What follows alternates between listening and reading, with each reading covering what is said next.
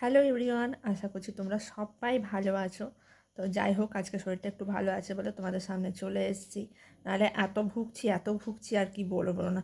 মানে আগের বছরে তোমরা তো জানো যে একটা অপারেশন হয়েছিল, সেখান থেকে তোমাদের সামনে একটা কথা বলি।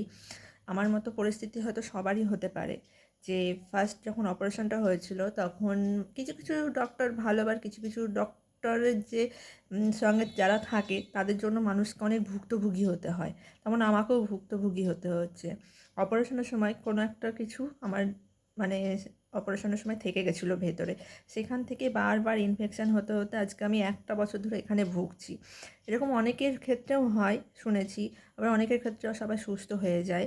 তাই কী আর বলবো, ডাক্তারকে তো আমাদের স্বয়ং ভগবান মানি, কিন্তু একটু দেখে শুনে কাজ করলে হয়তো মানুষকে ভুক্তভোগী হতে হয় না।